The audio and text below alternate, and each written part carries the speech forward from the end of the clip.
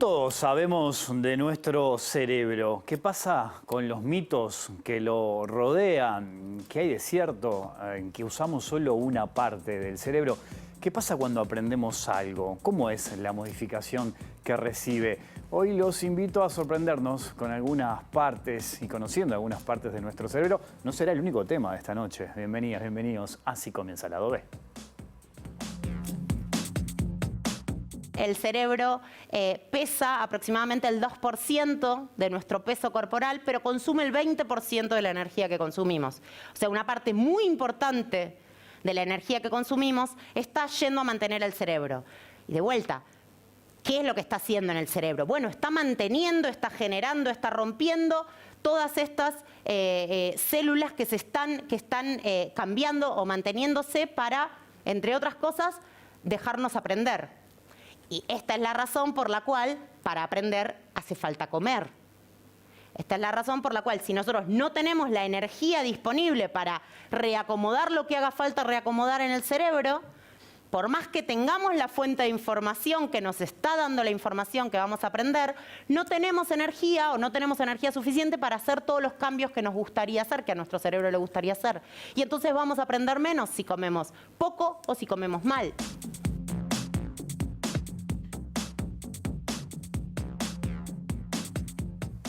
Y qué interesante hablar del cerebro, conocer sobre nuestro cerebro qué está pasando. Es un mundo a descubrir y es un gusto que nos damos nuevamente aquí en Lado B recibir a Andrea Goldín, que es licenciada en Ciencias Biológicas, doctora en Ciencias Fisiológicas. Andrea, ¿cómo estás? Bienvenida a Lado B. Un placer. Un gusto tenerte por acá. Viste que cambié todo, ¿no? Ya habías venido el año pasado en otro formato. Bueno, me encanta, me vine al tono. Al tono. Bueno, es un gusto tenerte por acá. Me gustó mucho cuando leí tu libro, cuando te escucho, cuando también vemos, por ejemplo, esas conferencias, cuando hablas de los mitos del cerebro. Yo decía algo en la introducción recién, ¿no? ¿Cuántas veces escuchamos decir, no, el cerebro tiene dos partes? Y algunos utilizan una, la izquierda, otros utilizan la derecha. Esto no tiene ninguna connotación ideológica ni nada por el estilo, ¿no? Pero eso está instalado. Cuando en realidad muchas veces se fusionan, ¿no? ¿Cómo es eso? Los mitos con el cerebro son tan extendidos que hasta tienen un nombre. Se llaman neuromitos.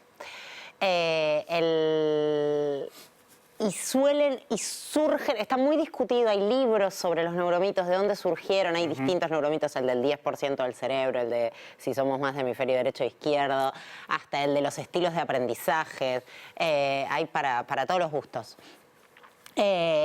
Y está discutido de dónde salen, cada uno hay como ciertas ideas, porque en realidad no es un neuromito cualquier cosa, no es que pensás, ok, esto me está pasando porque tengo un enanito adentro de la cabeza que me está moviendo palanquitas y no, eso no tiene sentido.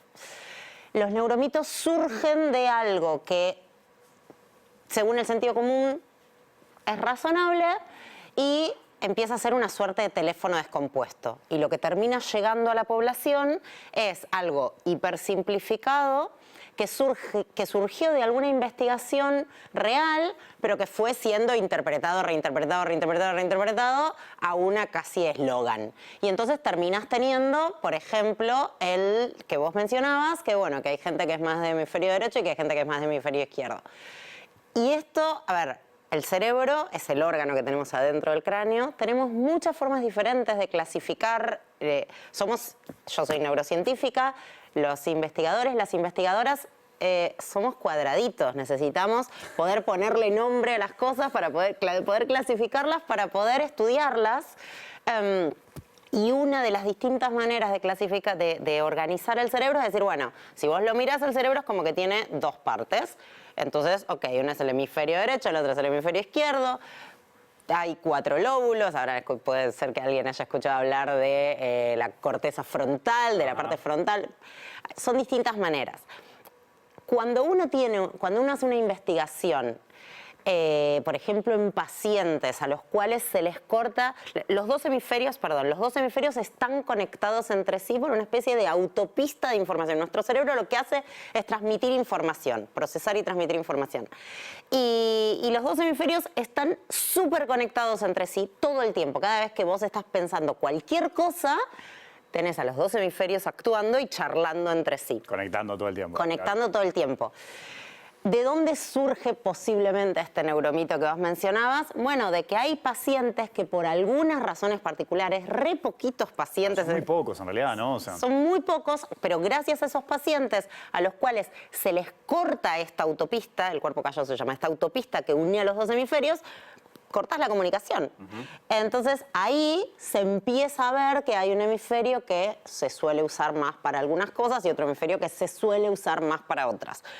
Pero en el 99,9% de la población que tenemos esa autopista funcional, esa diferenciación no tiene sentido. Hay un experimentito, si tenés ganas de hacer para esto, me vino ahí como... ¿Ah, sí? Si te da ganas, lo hacemos y lo explicamos para ver cómo... Dale. La parte, esto seguramente el público ya lo haya escuchado alguna vez, que la parte de izquierda de nuestro cerebro maneja la parte del cuerpo derecho y la parte derecha de nuestro cerebro maneja la parte izquierda. Eso es verdad. Sí. Entonces, una manera de probarlo, te invito a hacerlo, A ver, ¿qué hago? vamos a hacer, espera que lo tengo que pensar, no estaba preparada para esto. A ver. Televisión en vivo esto. Televisión en vivo, es real. Con una de las manos... hace como si limpiaras así una mesa, bien, y con el pie del mismo lado, con el pie del otro lado, hacelo al revés, para el otro lado, o sea, ¿sí? ¿Estamos ahí? Sí. Bien, estás haciéndolo al revés. Sí. Ahora, seguí moviendo la mano, no dejes de mover la mano y cambia el pie. Hacé lo mismo para hacer para el otro lado con el pie del mismo lado. Y vas a ver que te cuesta un montón. Ahí estás haciendo para el mismo lado las dos. Claro, estoy haciendo todo. Claro. Tenés que... ¿Por qué te cuesta más? Porque estás procesándolo con la misma parte del cerebro cuando haces a las dos del mismo lado, cuando haces los dos del mismo lado que hagan cosas distintas, eso le cuesta mucho más al cerebro. Mis compañeros se están riendo todos porque saben que no tengo coordinación para esto y porque me he pegado en esto, pero está. Que lo hagan ellos. Pero era un buen ejemplo esto, claro. Que lo hagan ellos. Lo pueden hacer también claro, así. Ahí está. Y van a ver que no les va a salir tan fácil. Hay un término que también leí mucho y escuché, es el de la neuroplasticidad, ¿no? Que significa esas modificaciones que tiene el cerebro a partir de determinadas experiencias. ¿Cómo es eso?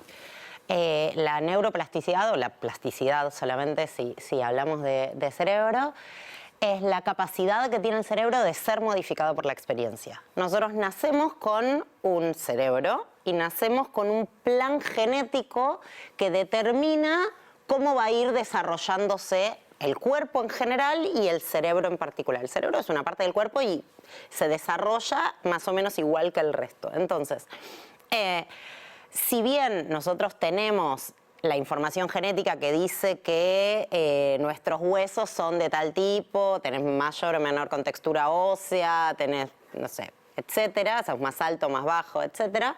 Después, si vos vas más al gimnasio o te tomas más un colectivo y viajas parada o corres más el colectivo o lo que fuere, vas a ir ejercitando ciertos músculos más que otros. Y entonces, más allá de tu información genética, en el cuerpo te va a ir cambiando en función de esas experiencias que vas teniendo. En el cerebro pasa lo mismo. Entonces, al cerebro tiene un plan genético. A vos, por ir al gimnasio, no es que el brazo se te va a cambiar de lugar. Bueno, el plan genético del cerebro marca que hay ciertas áreas que se van a usar para ver, hay ciertas otras áreas que se van a usar para escuchar, hay otras áreas que van a juntar esa información, etc. Eso está genéticamente determinado. Pero después hay un tuneo fino que se va a ir haciendo por las distintas experiencias que vivimos. Entonces, no es lo mismo vos con tu cerebro y los comportamientos, el cerebro, perdón, es el órgano responsable de que tengamos nuestros pensamientos, pero también nuestras emociones y nuestros comportamientos. Todo eso se origina en el cerebro, es el que lo digita. Entonces, la forma física que tenga ese cerebro va a determinar qué pensamientos, qué comportamientos y qué emociones tiene la persona que porte ese cerebro. Como esa forma física se modifica por las experiencias que ha vivido una persona, entonces si vos naciste en tu casa, vos tenés una historia y vos hoy estás pensando algo por todas las cosas que te fueron pasando a lo largo de tu historia, que serían diferentes si vos hubieras nacido en Suecia o si vos hubieras nacido con otra familia. ¿Por qué? Porque las distintas experiencias que fuiste viviendo fueron físicamente modificando tu cerebro y eso es lo que termina determinando qué es lo que pensás hoy. Un tema siempre interesante, me parece aclarar, es que, no sé, tenemos como esa costumbre de relacionar las emociones con el corazón, con el alma, cuando en realidad está vinculado directamente al cerebro, ¿no? Ese es un detalle interesante también. Somos bichos muy irracionales, las personas. Tenemos como la idea de, no, somos re racional, el cerebro se ocupa de lo racional y entonces lo pensás. Y no, somos muy irracionales, el cerebro se ocupa de las emociones lo tiñen todo. Incluso las decisiones más racionales que vos podés tomar no las vas a tomar igual si estás triste, si estás contento, si estás angustiado, si tenés hambre, todo eso va a afectar incluso decisiones hiperracionales que vayamos a tomar. Todas las emociones, nuestras experiencias, los recuerdos que tenemos, las decisiones, los pensamientos que tenemos, el funcionamiento del cerebro va a estar teñido por las emociones. El órgano que se ocupa de que sintamos esas emociones es el cerebro y eso no es ni bueno ni malo, no es que... el corazón se ocupa de otras cosas, ¿no? De las emociones. Me vas a acordar de algunos memes y figuras que hacen luchar al cerebro con el corazón. Bueno, no es tan así esto en realidad, ¿no? Esa lucha sucede en nuestra cabeza. Exactamente, pasa por el cerebro. Todo pasa por el está cerebro. Todo puesto ahí. Me acuerdo, Andrea, cuando viniste el año pasado hablamos de tu libro, ¿no? Neurociencia en la escuela, es un trabajo que recomiendo, que es muy interesante. Y pensaba que en la pandemia todavía quedan como muchas cosas por resolver de qué pasó en la pandemia, ¿no? Las consecuencias. Pero nos tiramos al agua de la virtualidad de repente, de la noche a la mañana, clases virtuales, ¿no? Tener que explicar, tener que asistir a determinadas reuniones o clases. ¿Qué impacto crees que tiene eso? Porque ahí apunto a la presencialidad, incluso hasta cuestiones muy básicas, elementales, de poder mirar a los ojos a los alumnos, a los profesores, poder entender el lenguaje quizás no verbal, el lenguaje corporal. ¿Cómo lo ves eso? Eso es clave, eso es todo un tema con la educación virtual. Sobre todo porque en general estás en un cuadradito. Entonces tenés una parte de gestos, o sea, parte del lenguaje no verbal son gestos y cuando movemos la cara hacemos esos gestos, pero se pierde un montón de la información del cuerpo y eso es súper relevante. Y el hecho de mirar a los ojos, sin ninguna duda. Yo, de hecho, por ejemplo, yo doy clases virtuales a veces y hago mucho... ¿Cómo te sentís? Bueno, trato de aplicar todo lo que se me ocurre para poder traspasar un poquitito esas barreras. Y, por ejemplo, algo que hago cada vez que hablo es que miro a la cámara. Uno en general mira a la pantalla donde están todos, o mira incluso a los demás. Y uno puede mirarse a uno mismo mientras habla, pero incluso si uno mirara a la audiencia, no los estás mirando, ellos no van a ver que los estás mirando exactamente a los ojos. Entonces yo, por ejemplo, en esos casos hago mucho esfuerzo por no mirar a la pantalla para mirar a la cámara. Y lo otro que trato es de poner las manos, que por lo menos se me vean las manos. Entonces queda como una cosa medio así, pero trato de meter muchos gestos ahí adentro, porque la información que tienen nuestro cuerpo, cómo nos paramos, los gestos, los momentos en los cuales mirás a los ojos. Cuando uno está charlando con alguien, ni siquiera no estás mirando a los ojos. Nosotros ahora no nos miramos a los ojos todo el tiempo, pero hay momentos tipo, esto es importante. Entonces, claro, esa información de esto es importante se transmite, entre otras cuestiones, mirando a los ojos. También se transmite cambiando el tono de voz y entonces ahí va a depender un poco de la calidad del parlante, de la calidad del micrófono, para que se perciba realmente en qué momento levantás el tono, en qué momento lo bajás, en qué momento, como toda esa es información que vamos adquiriendo a lo largo de la vida, que es cultural.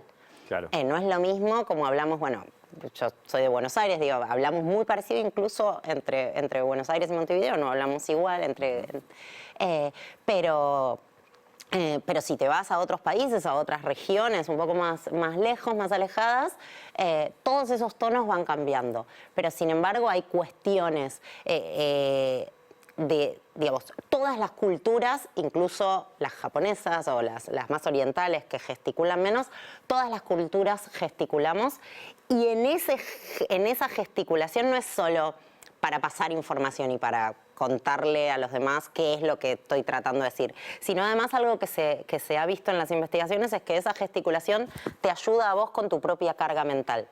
¿Cómo es eso? Cuando tratamos de explicar cosas difíciles para nosotros o cosas difíciles para los demás o que nos parece que pueden ser difíciles o lo que fuere, le ponemos información en las manos porque no nos alcanza la cabeza para procesarla toda en el mismo momento. Es medio como tomar nota para tipo, esto no me lo quiero olvidar, esta palabrita, entonces me la anoto, claro. Bueno.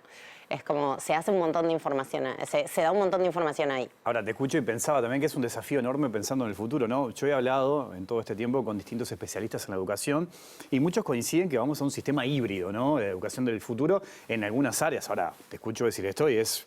Bueno, hay que tener en cuenta un montón de elementos, costos, ¿no? Y beneficios siempre, qué sé yo, no sé, yo, por ejemplo, doy clases virtuales para el exterior, para personas de distintos países de Latinoamérica, que si no sería imposible tener esa posibilidad. Bueno, imposible esa posibilidad. Claro. Entonces, me parece que es un costo-beneficio. No hay que quedarse no hay que aferrarse a un tipo solo. Digo, me parece que hay que aprovechar a las nuevas tecnologías de la mejor forma posible y como la herramienta que son.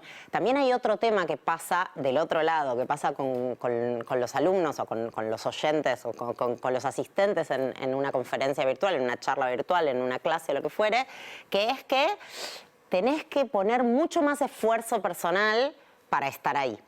Porque tenés un montón de otros estímulos alrededor de ese cuadradito, ¿no? De esa pantalla. Tenés un montón de otros estímulos que están llamando tu atención y que te interesan, muchos te interesan más que eso que está pasando ahí. Entonces, presencialmente es más difícil, la tenés que caretear un poco más, qué sé yo, ¿no?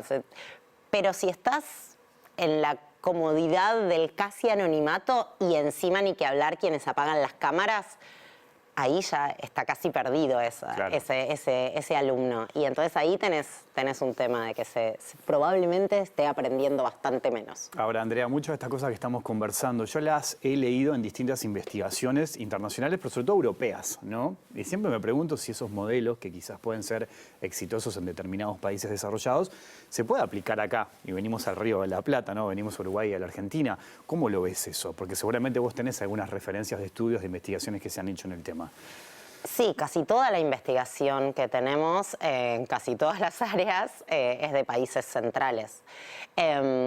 Y si bien si bien nosotros somos muy parecidos, somos iguales genéticamente en líneas generales a los europeos o a los norteamericanos, también somos muy distintos, porque si bien la genética de nuestro cerebro es igual básicamente, las experiencias, ¿no? De lo que hablábamos antes, las experiencias que fueron viviendo nuestros cerebros son distintas y nuestras personas son distintas a las experiencias que fueron viviendo en otros países. Entonces nosotros tenemos otros problemas, otra idiosincrasia, otro ritmo, otra manera de relacionarnos y todo eso afecta físicamente al cerebro y por ende todo eso afecta cómo ese cerebro, cómo esa persona se va a comportar, qué va a sentir, qué va a pensar, qué va a entender. Entonces, en líneas generales las investigaciones del exterior están buenas porque nos sirven para entendernos en líneas generales a nosotros, pero si uno quiere ir a cuestiones más coyunturales o a cuestiones que puedan tener más que ver con la cultura, entonces ahí necesitamos más investigación local. Un ejemplo que para mí es paradigmático, es un ejemplo en el que yo trabajo un poco y que tienen grandes investigadoras acá en Uruguay, es el tema de la cronobiología, es el estudio del tiempo y en particular el estudio del tiempo escolar, porque las escuelas en nuestros países empiezan súper temprano, a la mañana, a la misma hora que las escuelas de Estados Unidos o que de Europa, pero nosotros nos acostamos mucho más tarde. Y entonces eso termina llevando a que los chicos duermen, y los docentes duermen menos. Y el cerebro necesita una cantidad de horas. Y está demostrado que no todos funcionamos de la misma manera. Si en la mañana hay personas que son más activas en la mañana, otros en la noche, ¿no? Exacto. Y eso es clave también para los chiquilines. Eso es clave. Nosotros con Juliana Leone, que es una colega argentina, tenemos varios estudios publicados en los cuales lo que encontramos es que aquellos estudiantes que son más matutinos les va un poco mejor en la escuela que a sus compañeros que son más nocturnos, salvo cuando van a la escuela muy tarde, y entonces cuando van más tarde eso se equipara bastante, pero eso incluso termina afectando hasta la repitencia, claro, hasta el abandono escolar. Entonces, tienen consecuencias. Y entonces pensar en estudios que están hechos afuera está bueno para prendernos la lamparita, para ponernos atentas, pero después hay que chequear acá en nuestra región cómo es que eso funcionaría, qué cambios se podrían hacer, qué implementaciones se pueden pensar para que finalmente todos estemos un poco mejor y podamos aprender más cómodos y enseñar más cómodos. Siendo Argentina tenés un vínculo muy lindo con el Uruguay, con Montevideo, con nuestra cultura también, pero bueno, te tenemos por acá por una actividad académica. Mañana es, ¿no? En la Sala Ferreira. En la Sala Ferreira de la Biblioteca Nacional a las 9 de la mañana doy una charla gratuita, que es la charla inaugural de un curso de neurociencias cognitivas y educación que organiza la UDELAR en el marco, en particular organizada por CISEA. Y está buenísimo, es un curso re lindo, o sea, la charla de mañana es gratuita, no se va a transmitir, pero es a las 9 de la mañana. Pero después el resto del curso en gran parte es virtual. Y está buenísimo porque lo dan distintos investigadores e investigadoras en ciencias cognitivas que tienen acá, que son, además de amigos, grandes amigos, son excelentes científicos y científicas. Y la verdad es que es de primer nivel. Y de hecho, por ejemplo, la UDELAR tiene, el CISEA y la UDELAR sacaron, este grupo de investigadores e investigadoras, un libro que se puede descargar gratuito de la página de CISEA sobre distintas aplicaciones de las ciencias cognitivas pensadas desde nuestra coyuntura para el público en general y en particular para el educativo. Así que súper recomiendo eso. Y muy interesante. Ojalá nos vemos mañana. Siempre, exactamente, queda la invitación hecha. Siempre es un gusto recibirte y charlar contigo, Andrea. Gracias por la visita. Placer. Muchas gracias por la invitación. Hasta la próxima. Nosotros seguimos, nos metemos en otro tema, nos metemos en la actualidad, en la política. Ya sí, aquí la en la pantalla de TV Ciudad. Presentar de sorpresa, sin avisarlo en la coordinación interpartidaria, sin tratarlo en la Comisión de Industria del Parlamento, sin que incluso la presidenta del Senado supiera que se iba a presentar una ley que creo que son como 90 artículos y que se apruebe en minutos, una ley de medios, además, parece por lo menos un apresuramiento que llama poderosamente la atención. Si es presidenta, ¿derogaría esta ley? Sí. ¿Saben lo que hacía la ley de medios del Frente Amplio? Ahora lo que todos se asustan era generar un organismo, el Consejo de Comunicación Audiovisual, que era un revólver gatillado a los medios de comunicación, donde regulaban, entre otras cosas, los contenidos, evaluaban, monitoreaban, regulaban y sancionaban a los medios que incluso le hacían perder la licencia. Eso sí es censura. ¿Lo vetaría si fuera presidente? No, pero no soy presidente. Pero si fuera. No, pero es contrafáctico eso. Lo están pidiendo ahí. Veremos. Recién se acaba de votar, veremos.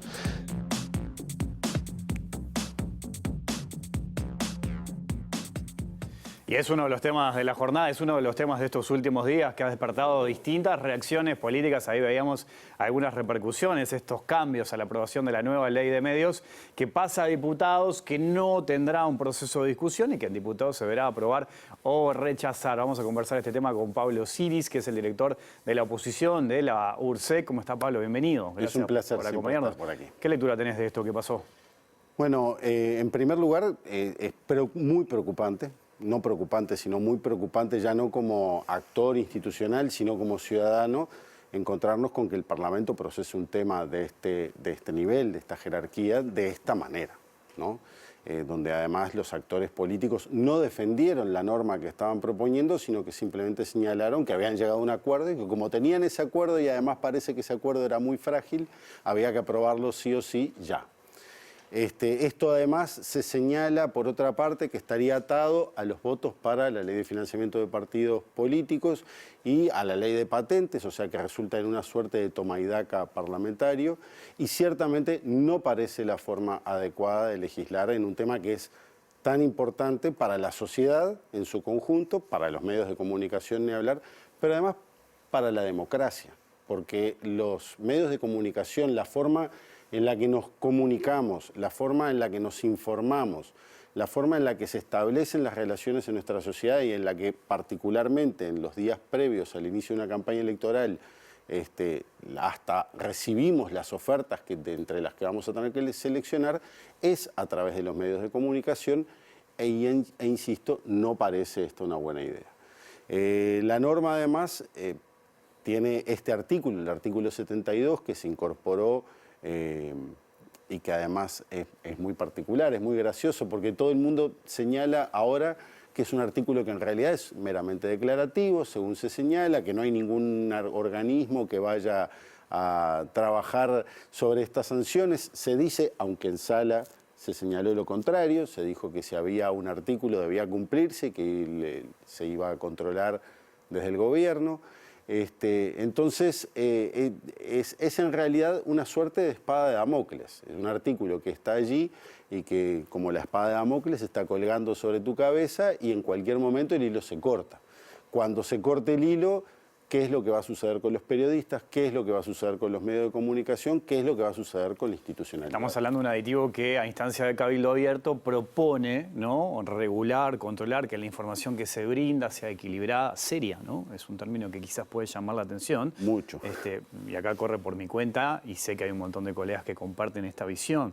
¿Quién va a determinar qué es serio, qué es imparcial, qué es justo, ¿no? ¿Quién va a medir lo que dice un periodista, lo que dice un programa, lo que dice un medio de comunicación? Eso es algo que desde los periodistas también lo señalamos como un ataque a la libertad de expresión y que crea determinados condicionamientos, ¿no?, al momento de trabajar. ¿Ustedes cómo lo ven eso? ¿Comparten esa visión? ¿Cómo lo han visto, por ejemplo, en el proceso de discusión? Bueno, el proceso de discusión no existió. En realidad, ¿no? Esa es una de las particularidades que tiene Porque esta la otra norma. pregunta es quiénes serán los encargados, por ejemplo, de juzgar lo que pasa. Bueno, se supone que queda librado a la reglamentación, lo cual, insisto, es muy preocupante. Se incorpora un artículo donde se señalan una serie de requerimientos para la comunicación, entre los que se señala, por ejemplo, la seriedad de la información, y uno dice, ¿qué es serio? Información seria? El tema de la reglamentación puede estar, ¿no? Cuando se reglamenta la ley, ahí crear una comisión, digamos, que sea la encargada. Pero bueno, Pero ¿cómo va a trabajar en este eso? momento no hay ningún ciudadano que nos pueda decir, y por lo que yo he sondeado, ningún político tampoco, que nos pueda decir cuál va a ser el diseño institucional para el cumplimiento de este artículo. Entonces, insisto, la única forma en la que los periodistas pueden ver esta información, este aditivo a ese reglamento, es como ciertamente un ataque a la libertad de expresión. Además, señala algunos elementos que son particularmente preocupantes. Cuando habla del tratamiento de la información, señala hacia los actores políticos y entre sí, por ejemplo. ¿Eso qué quiere decir? Que yo no puedo expresar mi opinión sobre el actor político tal o cual, o si voy a expresar mi opinión sobre ese actor político, luego de haber otro señor que diga lo contrario. ¿Qué quiere decir? Tú decías la información seria. Es una definición que es muy difícil de encontrar, incluso en académicos de la información. Se señala además que es para el tratamiento de la información política en su más amplia extensión, en el más amplio sentido del término. Y se señala como esta información que debería tratarse de esa manera tan particular a toda la información política, legislativa, de gobierno, administrativa, electoral, parlamentaria. Bueno, parece ser bastante particular la concepción que está detrás de este artículo y es realmente preocupante. Sí, allí en el artículo 62, Pablo, dice, ¿no?, que será el Estado, a través del Ejecutivo de la ORSEC, quien puede llegar a regular y controlar este tipo de situaciones, ¿no? Yo supongo que, igual que en algunas otras áreas del diseño institucional que tiene la ORSEC, e incluso otros organismos del Estado, se debe estar considerando en el trabajo sobre denuncia, ¿no? Si hay una denuncia de que el medio tal o cual no está cumpliendo con esta norma de la ley, bueno, el diseño institucional que se desarrolle será el encargado de velar porque esto porque se cumpla. Pero tengamos presente que la forma en la que tiene la institucionalidad para hacer esto es a través de sanciones, de observaciones, apercibimientos, multas, incluso las más fuertes que pueden llevar hasta la revocación de la señal, de la licencia para un medio. Insisto, es un diseño ideológico detrás de la aprobación de este artículo, en esta norma, que bueno, llama la atención. Además, reitero, llama la atención que algunos parlamentarios, después de aprobarlos incluso, dicen, no, esto es meramente declarativo. Bueno, ¿para qué lo pusiste? O sea, si estamos sacando de las normas, o si incluso este mismo gobierno ha sacado de las normas elementos que se supone que son meramente declarativos, en esta misma ley se señalaba que no era necesario incorporar los derechos de las audiencias y los derechos de los niños porque estaban consagrados en otras normas, ¿no? Entonces, ¿por qué en este caso sí incorporar un elemento que además es todo lo contrario de lo que señala la propia Constitución de la República, donde se establece que la Constitución es absolutamente libre, que la comunicación es absolutamente Vale destacar libre. que Cabildo Abierto venía trabajando desde hace un tiempo en un anteproyecto de ley que precisamente tenía como este espíritu también, ¿no? Sí, en realidad... Ahí se establecía incluso una comisión que iba a trabajar en el momento de regular y controlar esto. Una junta de garantías. Nunca el articulado completo de este proyecto de ley de medios, que se suponía alternativo al presentado por el Poder Ejecutivo, nunca fue conocido en su conjunto. Sí tuvimos algunas ideas que fueron planteadas en ese sentido. En definitiva, lo que se nos señala es que lo que se señala por parte de quienes además votaron este artículo es que el diseño previo era peor y que se llegó a un acuerdo con esto que se incorpora a la norma. Insisto, es muy particular, pero además pone a la institucionalidad en una situación muy compleja. ¿Qué va a hacer un organismo como la URSEC si mañana llega una denuncia de este tipo? ¿Cómo va a lograr, cómo va a impulsar que el medio denunciado cumpla, si es que eso es posible, con lo que la normativa se plantea?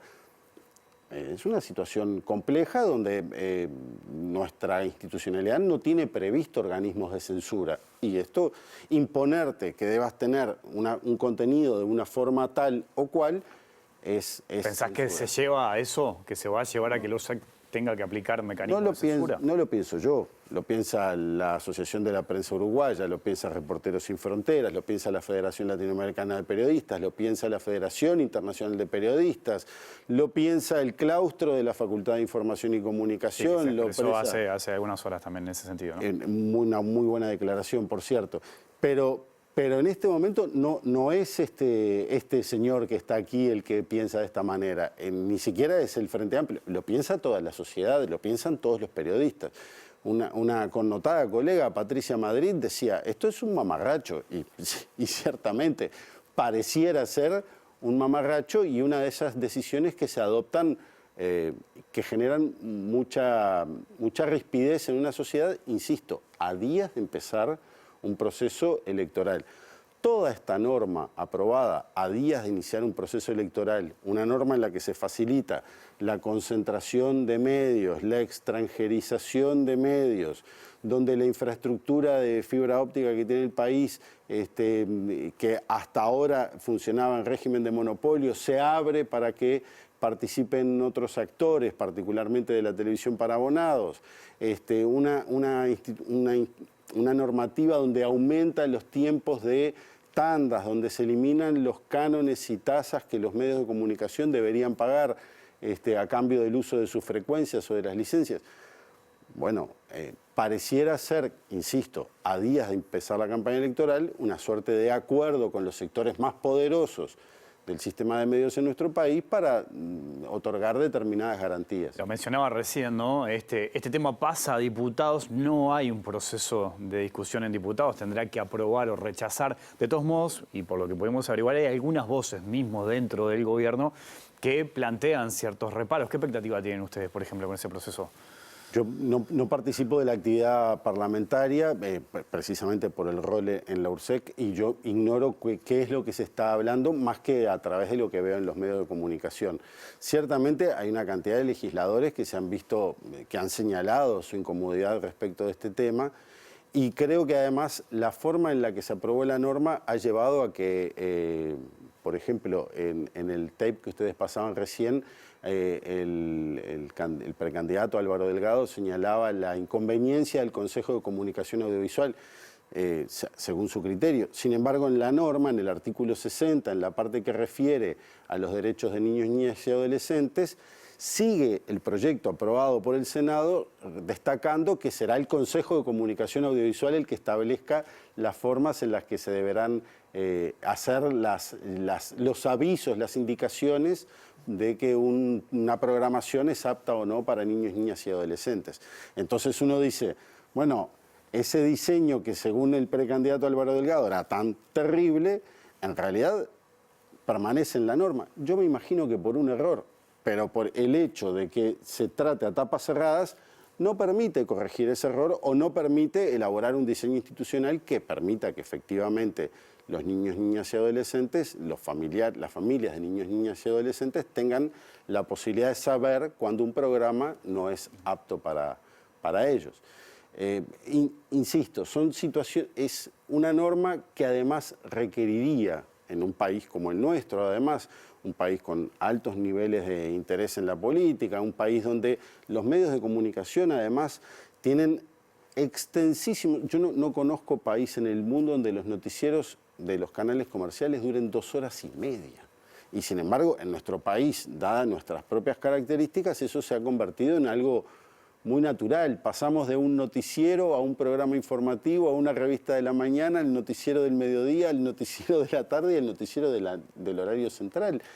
Entonces, en esta sociedad, insisto, tan pendiente de la información, tan pendiente de los elementos de la comunicación asociados fundamentalmente a la política, bueno, parecería que un diseño institucional que modifique que una normativa que modifique los diseños institucionales, la forma en la que los medios se relacionan con la sociedad, debería reunir los más amplios consensos o al menos desarrollarse con el más amplio debate y no en una discusión.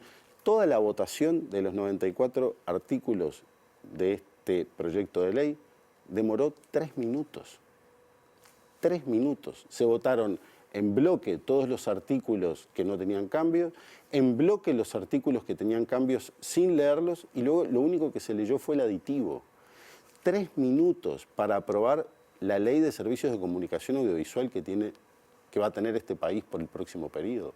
En el cierre, cambio de tema, y me quedan unos minutos. Por primera vez bajó la cantidad de usuarios de banda ancha y telefonía fija de Antel, casi un 5%. ¿Qué lectura hacen de eso? Yo creo que es una situación muy preocupante, sobre todo porque se señala por parte de las autoridades de Antel que esa reducción en el número de abonados a la banda ancha fija se produce a raíz de que hay una cantidad de gente que era morosa, que durante la pandemia no se les cortó el servicio y que se decidió ahora hacer esto. Esto quiere decir que dejamos a 50.000 hogares sin conexión a banda ancha fija, a los sectores más pobres y más vulnerables de nuestra sociedad.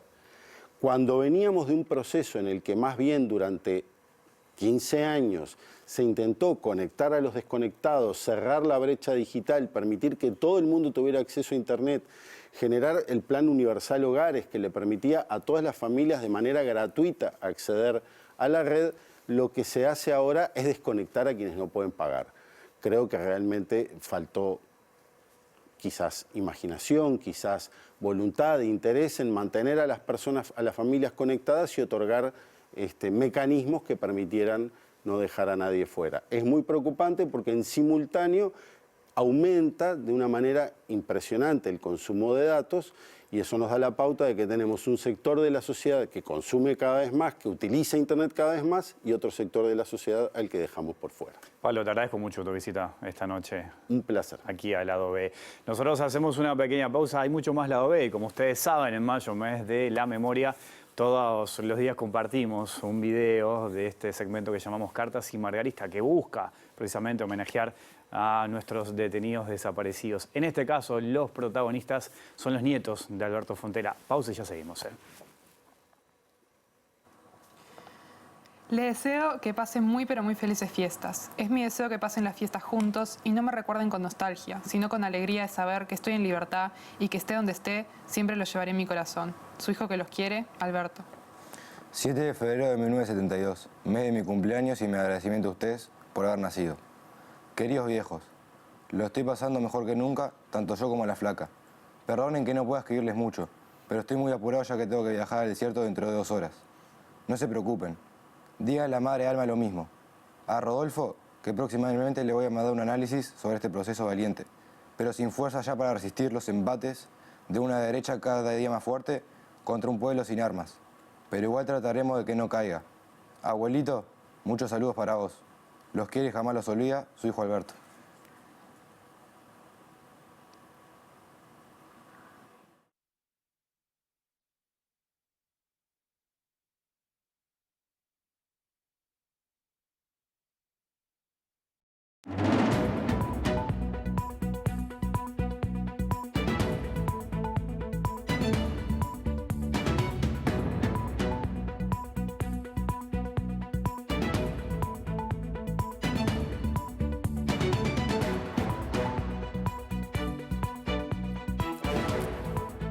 Viernes de Cateto Adyacente, como lo dice la presentación.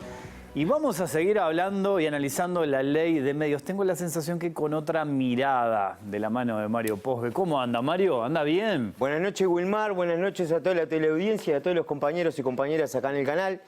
Ando muy bien. Bueno. La verdad que lejos de estar como cabizbajo, como he visto a muchos de mis colegas, ¿Sí? y de alguna manera un poco enojado, en realidad yo estoy contento por lo que ha sucedido en estos días también y porque de alguna manera se están abriendo y se están... Por un motivo que es el que voy a pasar a hablar a continuación, es porque de alguna manera esto que Cabildo Abierto hizo, ¿no? Con el aditivo de la ley, de alguna manera me enorgullece y les quiero agradecer por haberme tenido en cuenta y por tener en cuenta a Cateto Adyacente para redactar una ley, un aditivo, una ley. No pasa muchas veces que los políticos toman de los programas periodísticos algo para salir en una ley y yo hoy puedo decirme que me siento representado en una ley. Y pasemos, poner ahí. Bueno, pues si puede poner la ley. Referencia. Pues mire, usted bueno, déjame leer y que saquen las propias conclusiones. Los ciudadanos tienen el derecho a recibir una comunicación política de manera completa, imparcial, seria, rigurosa, plural y equilibrada. Terrible. Cateto Adyacente, Mario Posbe. Le falta, lo único que me molesta, eso sí se los voy a decir, porque así como les agradezco que miren mi programa para redactar una ley, me gustaría que me citaran. Me gustaría que citen en la propia ley. Usted dice que acá después de este párrafo tendría que haber dicho Mario Posbe, Cateto Adyacente. Claro que sí. No es que yo lo diga. Las normas, la normativa internacional sobre derecho de autor te lo dice. Ajá. Si vas a utilizar algo de otro autor, lo citás. Y es un palito para Cabildo. Un palito para Cabildo. ¿Está? Porque lo menos que podían haber hecho es citarlo y ya estaba. Bueno, mire, se llama, ¿sabes cómo se llama? Plagio. ¿Plagio? En cualquier otro país ¿Lo plagiaron a usted?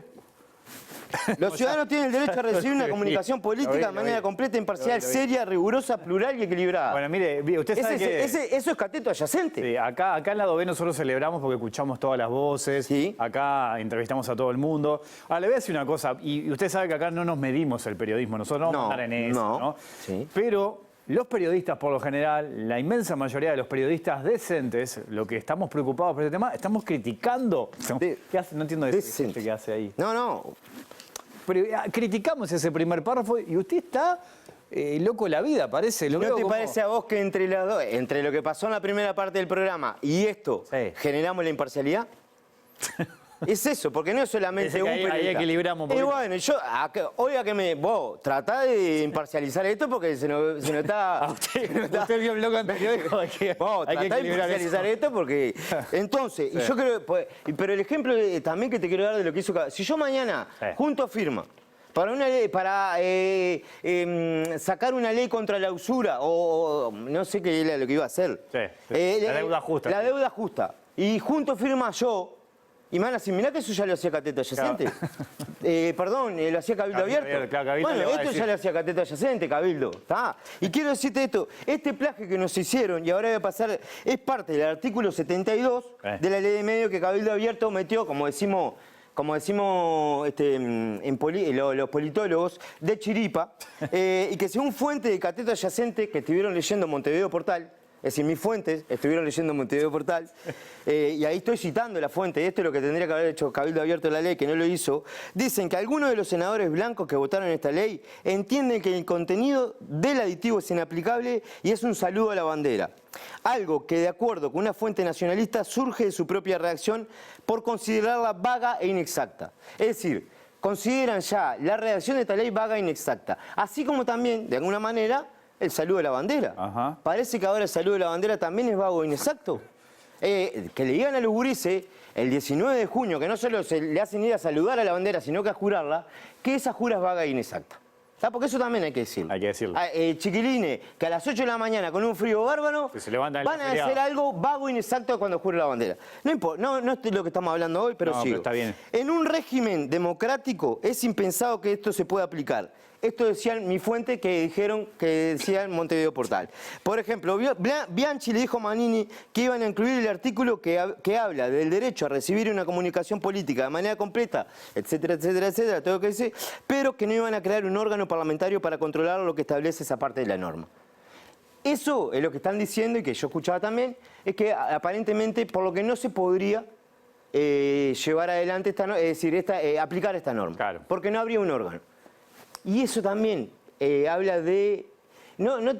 habla de un poco de vagabundancia, ¿tá? Porque ¿por qué siempre crear un órgano nuevo? Y si utilizamos órganos que ya existen Para controlar. para controlar, pensaba yo, Por y esto es una ejemplo, idea, sí. el jurado del carnaval, ¿no? Utilizar al ¿Cómo el propio jurado del carnaval, va? bueno, con su rubro, por ejemplo, utilizando, es un organismo que funciona y, por ejemplo, los rubros, porque es algo parecido que puede ser texto, interpretación, escenografía, puesta en escena, vestuario, y compuestas por personas, es decir, vos utilizás algo que ya existe, pero le pones otro tipo de personas que vengan de diferentes áreas del entramado social, ¿no? Claro, utilizar ya el órgano jurado del carnaval y va cambiando la ficha ahí. Claro, porque no solo tenés que ver el texto, tenés que ver el texto y la interpretación. Es fundamental. Porque vos lees el texto y digo, en el texto no es imparcial, bla, bla, bla, bla, pero cuando hace la interpretación capaz que dice... Esto, voy diciendo cosas imparciales, pero digo, esto, Claro, entonces la interpretación también. Claro, es y el fundamental. vestuario también. El vestuario también. Y la escenografía también, todo lo que haya en un programa de televisión o el programa que sea sea importante en el momento de ver y controlar si es imparcial, si es serio, si es... En ese sentido, ¿sabe que va a ser clave el rubro visión global? Visión global es un muy buen rubro. Claro. Y entonces la idea es diferentes fuerzas de la sociedad, por ejemplo, parte del jurado del Carnaval de las Promesas, representantes de la INARP, Dirección Nacional, que saben mucho de esto y que tienen experiencia, de las cámaras empresariales, la ARU, el PIT-CNT, de la Mutual de Jugadores de Fútbol, Esturla, del Opus Dei, de Catón Natí, de UPM, del Parlasur, de la SAFAP, de la Bolsa de Valores. Lo único, es decir, todas esas personas, claro, muy variado, para que sea imparcial, justamente. Eso, ¿no? Para que el jurado de carnaval de la imparcialidad del periodismo sea realmente imparcial. Lo único que hay que tener en cuenta acá, que justo estas personas no sean los dueños de esta empresa a la que se va. ¿no? Detalle, Detalle, ¿no? Por otro lado, de Cateto Adyacente proponemos agregar otro aditivo. Pasando a otro aditivo y que el aditivo diga: los senadores tienen derecho a recibir una comunicación política de manera completa, seria, rigurosa, plural y equilibrada antes de que se vote una ley que diga que los ciudadanos tienen el derecho a recibir una comunicación política de manera completa, imparcial, seria, rigurosa, plural y equilibrada. Bien. Eso es lo que pasó. Está bien. El Senado no recibió Sí. una comunicación política de manera... Eso es Terminó haciendo eso, claro. Claro. Entonces, también de alguna manera está contraviniendo el mismo texto que están escribiendo. Va en contra del espíritu claro. De eso. Pero así como te digo una cosa, te digo otra cosa también. Decir que la forma en que fue aprobada la ley es antidemocrática, por lo pronto es bastante vago también. Ajá. Es decir, antidemocrático no. Puede ser insólita, puede ser antiempática, puede ser el anti que vos quieras, pero antidemocrática no. Sí, no. Se vota en un Senado. Claro. Y gana por mayoría en un Senado con la representación de del partido más votado, del conjunto del partido más votado. Elegido por el pueblo. Elegido por el pueblo. Si eso se vota en el Parlamento. Bueno, si eso no es democracia, yo no sé qué es la democracia. Y para terminar, permitime, Sí. hoy vamos hasta 9:30 igual, ¿o no? No. Ah, no, Nos me queda un confundí. minuto, nos queda un Ta, minuto. entonces... Igual está ardiendo el minuto a minuto, quiero y decir. me imagino que sí, por eso. Entonces, Usted sabe que calienta la pantalla cada vez que aparece usted, ¿no? no me extrañaría. No, por algo las leyes, por algo después Por algo está redactamos bien. leyes, Wilmar. Está Estamos bien. redactando leyes. Está bien. Estamos siendo el motivo de una redactación de una ley. ¿Entendés lo importante que es Lo dice con la humildad que lo caracteriza. pero lo tengo que decir también. Lo tiene que decir. Lo tengo que decir. Escúcheme, a ver qué Entonces, último. puede decirme, lo que se puede decir que contraviene norma de funcionamiento, ¿no? Porque eso pasó, que no pasó por comisiones. Ah, de eso se quejan. claro. Es verdad que no pasó por comisiones y eso es algo novedoso. Ahora, tiene que pasar siempre por comisiones y la Constitución ¿qué dice? ¿Es anticonstitucional? ¿Es antidemocrático? No. Es anti un montón de cosas. Ahora, se vota... y esto también, para ser imparciales, viene esta otra parte también. A ver. El Frente Amplio, por esto que sucedió, abandona la Comisión de Coordinación Interpartidaria Es verdad. porque el otro partido había abandonado la Comisión de Coordinación Interpartidaria. Porque ¿qué fue lo que hizo Cabildo Abierto, el partido de la coalición de gobierno? Abandonó la Comisión Interpartidaria al no presentar en esta Comisión proyecto. Interpartidaria el proyecto. Claro. Y entonces, el Frente Amplio, ante eso, se lleva la pelota. Se va y se lleva, pero no, en realidad la analogía la voy a hacer mejor, no es A que se ver. lleva la pelota. Cabildo, la coalición de gobierno está en una cancha Sí. y en un momento se agarra la pelota y se va a la cancha. Se van para el vestuario, se duchan, se enjuagan, se van para la casa, Sí. piden hora en la barbería, se cortan el pelo, se van con su corte mohicano a su casa, piden comida por estas aplicaciones, les llega la comida, comen y se acuestan a dormir. En ese momento el Frente Amplio que estaba en la cancha grita, ¡nos vamos de la cancha! Si ya no hay nadie en la cancha, ya se te fueron de la cancha. ¿Qué es lo que tendría que haber hecho vos? Quedarte en la cancha y esperarlo ahí.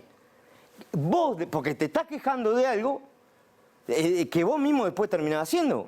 ¿Cuál es la forma de enseñarle ahí? Es esperar en la cancha y esperar lo que venga. Para que vuelva. Porque si vos pagás con la misma moneda, es decir, se te van de la comisión interpartidaria No queda nadie. y vos te vas de la comisión interpartidaria, ¿para qué la comisión interpartidaria? Está bien. Con esa reflexión tengo que cerrar. Y ¿sabe? esto mucho más. Ahí tiene Cerrá, mucho más. pero no. Tiene mucho más. No. Me quedo Tenemos- impactado con eso de que usted está legislando. ¿Usted se da cuenta que está legislando Y eso desde me- este espacio, desde ese rincón que es su rincón? Exactamente, El ángulo de la Omar. información. Vos sabés que- ¿Sabe qué es el ángulo de la democracia? Ese. Pa. Lo toqué con eso. Sí. Le toqué el corazón. ¿Y por qué otra cosa estamos tratando de hacer? Si alguna cosita que nosotros decimos puede ser importante para la ciudadanía, puede ser importante para los políticos y la política de este país, habremos cumplido nuestro cometido. Que es informar, imparcial, seria, comprometida, llegando a todos los ciudadanos y las ciudadanas. Le agradezco mucho su visita. Muchas gracias a vos, Espero- Wilmar. espero la Estás semana que viene. haciendo muy bien tu trabajo. No, vos también, ¿eh? No, el trabajo que haces vos. Porque No, si el yo tuyo hago un buen mejor. trabajo, No, el tuyo mejor. yo vengo después a imparcializar al Wilmar y si Nos uno vamos, hiciera lo otro, volvemos el lunes. Escúcheme, se usted nos que- queda cobrado el bar. Chao. ¿Usted que tiene tanto? ¿No me arregla el tema de la tanda que está muy largo? Bueno, ¿cómo lo pasa? ¿Para lo que me cortar un gusta? poquito? No, ¿Estamos pero vendiendo? Para mí estaría bueno hacer No, más tanda, es una Wilmar. cosa de loco, ¿no? Te quedas con muy poca tanda. Poca plata.